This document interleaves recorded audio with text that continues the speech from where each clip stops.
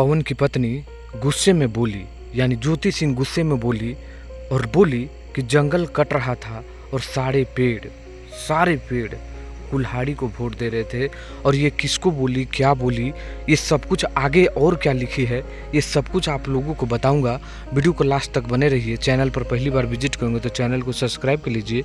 मैं हूं रविंद्र और आप लोग देख रहे हैं रविंद्र टाइम्स। दोस्तों, जैसे कि आप लोगों को मालूम है कि पवन सिंह एक बीजेपी का सदस्य थे और इस तरह सदस्य थे कि हनुमान की तरह उस पार्टी के लिए खड़े थे।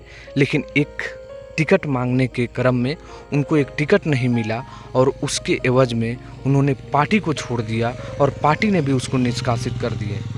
लेकिन काराकाट लोकसभा चुनाव लड़े, अपने तो हारे लेकिन बीजेपी कैंडिडेट को भी हरा कर माने। जी हाँ दोस्तों, लेकिन अभी मोदी जी के लिए या किसके लिए, ये आप लोग पढ़ के मैं आप लोगों को बताता हूँ, आप लोगों को उसके बाद डिसाइड करिएगा। ज्योति सिंह ने लिखा है कि जंगल कट रहा था लेकिन सारे पेड़ कुल्हाड़ी को वोट दे रहे थे, क्योंकि पेड़ सोच रहे थे कि जो लकड़ी लगा है ना उसी समाज का है। मतलब ये किस और इशारा है, ये आप लोग डिसाइड करके हमें कमेंट करिएगा। जी हाँ दोस्तों, ये किस और इशारा है, क्योंकि आप लोगों को मालूम है कि भोजपुरी के पावर स्टार पवन सिंह जब आगे बढ़ते हैं तो पीछे कभी मुड़कर देखते नहीं हैं।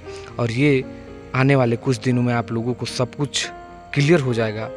लेकिन गुस्से में पवन सिंह की पत्नी बोली है, ना कि पवन सिंह बोले हैं।